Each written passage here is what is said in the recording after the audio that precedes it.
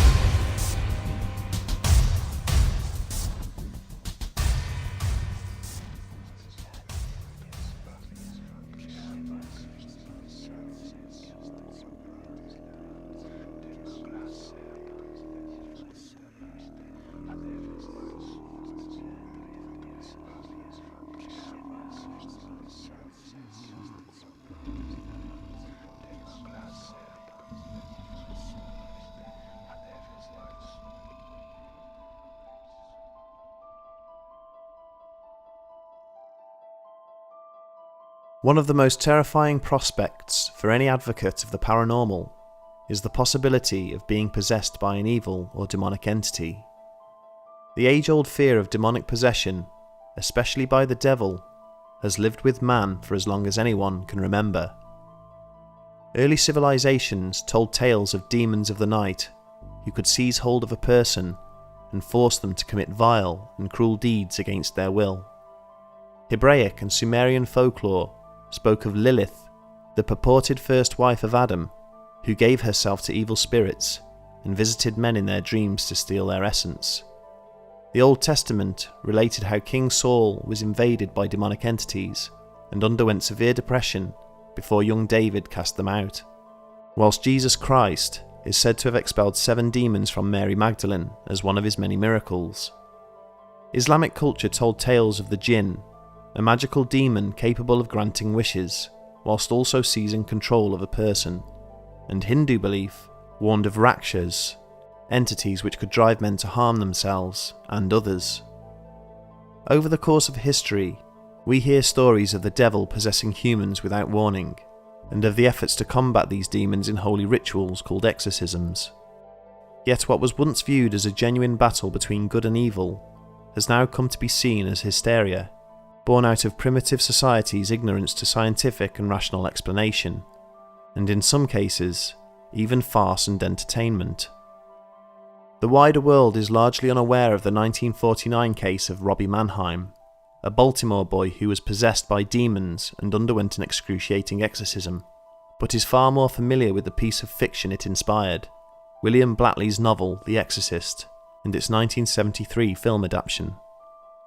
Perhaps that is why the most notorious cases of such instances are lesser known, since there are times when these struggles have not always gone in our favour.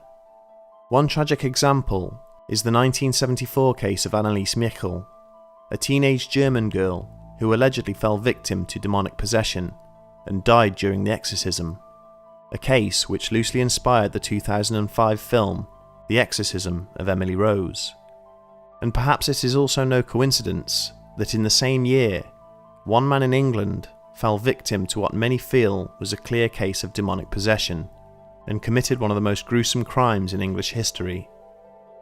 It was a crisp and calm autumn morning on Sunday the 6th of October 1974 in the quiet little village of Osset near West Yorkshire in England.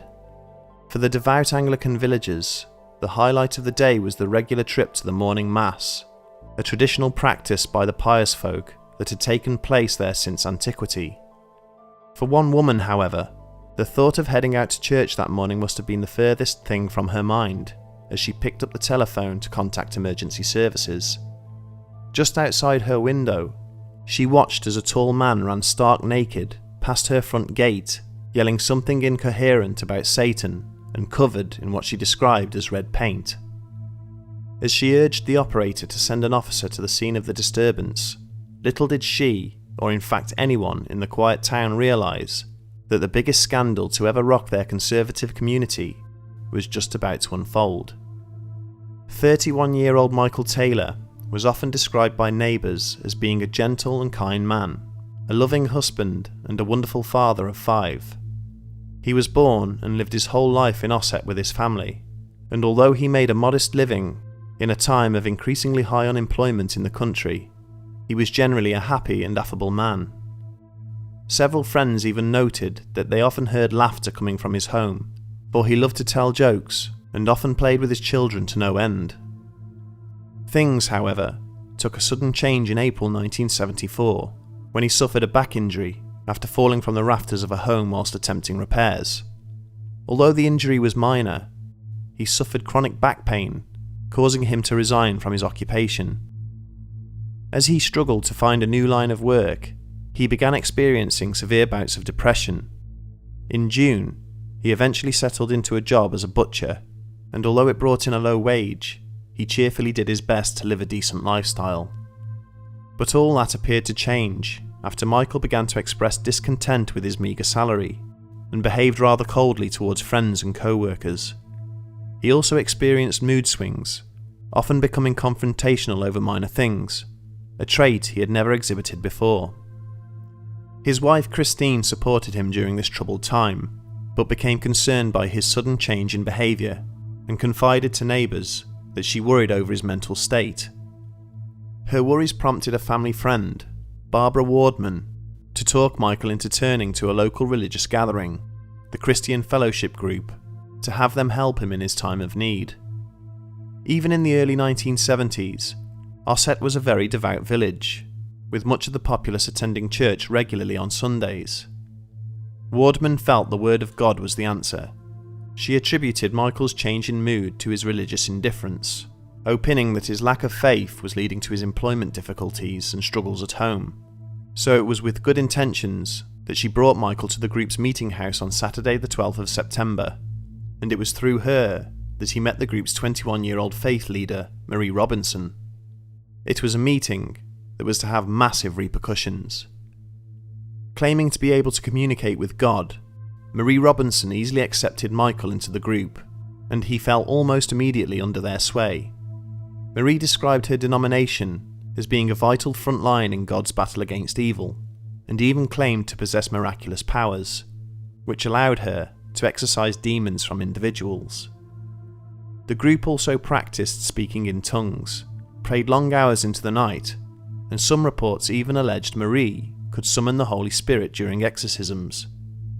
As her charm and favour towards Michael became more obvious, so too did his infatuation with her. Almost immediately after joining the group, he started to spend a great deal of time sequestered in private with Marie, supposedly praying for hours on end. But behind the scenes, several of her followers suspected her of engaging in a torrid affair with Michael. Some reports at the time claimed that Michael would even set out just after dinner to go to the congregation, even on nights when the group did not meet, and join Marie in prayer against the full moon, which she believed weakened her special powers. The more time he spent in her company, the more rumours continued to run rampant that she and Michael were becoming far too inseparable for anyone's liking. Christine bravely put up with much of the gossip, but by October 1974, she too had had enough. At home, Michael's attitude towards her and the family dramatically worsened. His mood swings turned violent, and only when he was around Marie did he appear to regain some of his former cheerfulness. On the evening of the 1st of October 1974, Christine joined her husband for what was to become an unforgettable night with the group. Unforgettable for all the wrong reasons. Almost as soon as she arrived, Christine immediately accused Michael of having an extramarital affair and demanded him to confess his sin before the group. Instead, he suddenly rose and began to scream wildly and, without warning, lunged out to attack Marie before everyone's eyes.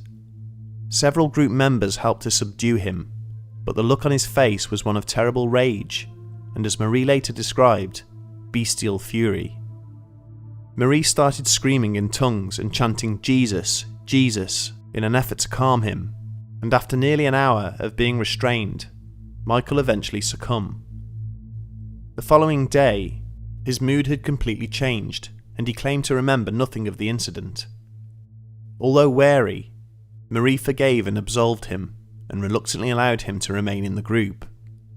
In the back of her mind, however, the experience had made the young woman fear for her life, and several of the group's members closely monitored Michael to ensure he did not repeat this violent attack. But his attitude at home did not change, as he continued to act aggressively towards his wife and family. Neighbours and friends noticed this and alerted the vicar of Osset. After some observation, the vicar concluded that Michael was desperately in need of divine intervention. He requested help from the Anglican Church of England for permission to perform an exorcism. For this endeavour, the church sent Anglican pastor Father Peter Vincent and Methodist minister Reverend Raymond Smith to meet with Michael, and they came to the same conclusion that an exorcism was indeed necessary. They set the date of the session for Saturday the 5th of October 1974 and would hold it at the Church of St Thames in Barnsley. They would be in for one long night. At 10 p.m, the exorcism commenced, and right away, Michael's behaviour became evidently violent, shouting in tongues and writhing about in almost inhuman convulsions. He exhibited all the commonly described signs of demonic possession: scratching, biting, spitting, and uncontrollable fits of rage. His conduct towards the two priests became so dangerous that he was forcibly tied to the floor whilst they continued to do battle with the demons inside him. By their count, Vincent and Smith claimed that at least 40 demons lay buried deep in Michael's mind, and each one was going to be hard to remove. They named the demons of carnal sin, those of blasphemy, bestiality, incest, and even masochism. For more than 8 exhausting hours, they battled their way through his psyche, to the point of near collapse, before finally declaring most of the demons expelled the following morning. Although he appeared cured, Michael was warned by the priests that there remained 3 terrible demons still in his head, and that he had to be careful. Michael appeared thankful and then asked if he could return home. Fathers Vincent and Smith reluctantly released him from their charge and watched as he headed home with Christine, unaware that in just several hours' time they would come to regret this decision. That same afternoon, just after 12 p.m, Police Constable Ian Walker responded to a phone call concerning a man creating a disturbance near the street where the Taylor residence was located. Upon arriving, he found a naked man crouched in the fetal position, giggling maniacally and covered in what he thought was red paint. Walker then recognised the man as Michael Taylor and noted a faint, odd smell coming from him. Upon closer inspection, he realised, to his horror, that he was covered not in paint, but in blood. Human blood. Michael appeared to be in a dazed state, as though he had just awoken from some terrible dream, and when asked, he professed that he had no idea where the blood came from, but he feared he had harmed someone and worried they were dead. Walker then requested backup, and after authorities arrived on the scene, they entered the Taylor home, thoroughly unprepared for what they were about to find. In what could only be described as a scene from a horror film, the police found Christine Taylor lying dead in the living room in a pool of her own blood. They found that she had been strangled and that her face had been horribly mutilated afterwards. Her eyes had been gouged out, her tongue had been ripped from her mouth, and the flesh on her face was clawed and chunks of her skin lay scattered all around. The police also found the tattered remains of the Taylor family's poodle, having also been strangled and then mutilated in a similar fashion to Christine, with its limbs ripped out of their sockets. When the coroner took a closer look at the body, he found there was blood in Christine's esophagus and stomach, indicating she had choked on her own blood as she lay dying. It did not take long for the police to conclude that Michael had committed the deed, surmising that after killing his wife and their dog, he had then removed his clothing and bathed in their blood, after which he left the house. Several neighbours and witnesses claimed he ran around screaming, chanting, "It's the blood of Satan," before eventually returning home. For his part, Michael appeared to remember nothing of murdering his wife, despite admitting the blood was surely hers, but made no challenge as they placed him under arrest. Once word of the gruesome murder leaked out, the shocked townsfolk of Osset found themselves at a loss for words. Several of the Taylors' friends and neighbours could hardly believe someone so close could do such a thing, and as the story rocked their town, reporters began flocking to Ossett to learn what they could of the crime. When news correspondents learned that the murder had taken place the day after Michael had undergone an exorcism, the story took on an even more macabre angle. Newspapers called it the devil's work, and claimed that Mr. Taylor had been possessed by a demon and had murdered his wife at its whim. The coroner had even listed the time of Christine's death to be 10 a.m. that morning, a mere 2 hours after they had left St. Thames Church. Michael was sent to the Broadmoor Secure Hospital for the criminally insane to have his sanity evaluated, but whilst he was detained, several people in Ossett started pointing their fingers. Many blamed the Christian Fellowship group, accusing them of being little better than a fanatical cult, which used brainwashing techniques to influence Michael's already agitated mental condition. An equal amount of criticism was aimed at Marie Robinson. Some believed she had been using the group to convince Michael he harboured demons and filled his head with worrisome thoughts. Allegations of their supposed affair disgraced her even further. But then another group came under fire as the case began its hearings: the priests Peter Vincent and Raymond Smith. The media believed that the incomplete exorcism and their inability to completely drive out all of Michael's demons had led to Christine's untimely death. Reverend Smith's own wife, Margaret, who was present at the exorcism, had even warned that something terrible would happen to Christine once she left the church, but even then, the exhausted priests had allowed them to leave together. Journalists criticised them for being inept, and felt they had used the exorcism to further warp Michael into a frenzied delirium, which resulted in the murder. As the trial began on the 17th of February 1975, prosecuting barrister Geoffrey Baker called the case so bizarre it would be rather difficult not to believe one was back in the Middle Ages. The prosecution wasted no time in presenting the gruesome evidence to the jury, stating Michael had been held against his will and forced to undergo a harrowing religious frenzy, reached near breakdown, and in his exhausted state from the exorcism, was driven to kill his wife in a fit of extreme rage.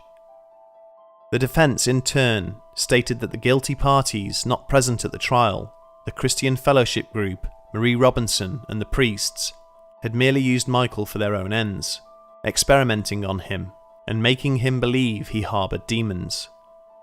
They ventured that the exorcism was another deliberate attempt to keep him under their control. The defence attorney famously laid the blame on the cult and religion as a whole, and public opinion soon turned against the church for filling Michael's head with paranoid thoughts. The backlash from the trial made many uncomfortable with the thought of exorcisms, and the resulting public outcry forced the Anglican Church of England to act. They released an official statement that no further exorcisms would ever be conducted by any member of the church again, and to this day, that has been the case. Perhaps ironically, the prosecution's attempts to paint Michael Taylor as a neurotic, mentally unstable man at the time of the murder worked to save him. In March 1975, the jury returned a not guilty verdict by reason of insanity, meaning that Michael would not be sent to prison for his crime. Instead, he was sentenced to 2 years of medical observation at Broadmoor Hospital, to be released only upon a final evaluation of his mental state. 4 years of medical treatment would follow the trial before he was released in July 1979 to an understandably wary Ossett community. Granted only minor visitation rights, Michael was never able to reconnect with his children, and his mental state began to suffer drastically. In 1981, he was hospitalised for the first of what would be 4 suicide attempts, brought about by severe depression and the unenviable infamy of being the victim of demonic possession. His name was back in the headlines in England when in July 2005, Michael was arrested for making unwanted sexual advances towards an underage girl. He was found guilty for this misdemeanour and once again was admitted to hospital for 3 years of psychiatric evaluation and treatment. When his second trial took place, old memories of his demonic deed resurfaced and made a new generation of Ossett citizens wary of his presence. In reviewing this case, we are left with several unanswered questions. What really happened that October morning in 1974? We know from reports what took place, but how could a man be driven to murder his wife in such a manner? Was it all really the result of ongoing mental deterioration, which had been brought about by fervent influence and mental conditioning by a religious cult? Or was it something far more sinister? Something unthinkable? Are there such things as demons? And can they cause us to commit such acts of barbarity? And if this is the case, who amongst us is most vulnerable? We are left with one final, haunting thought. Michael Taylor's remaining demons were apparently never excised from him.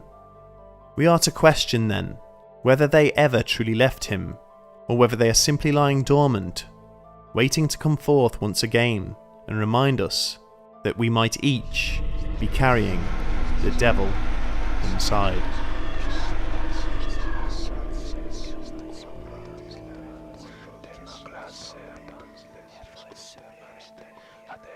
Exorcism.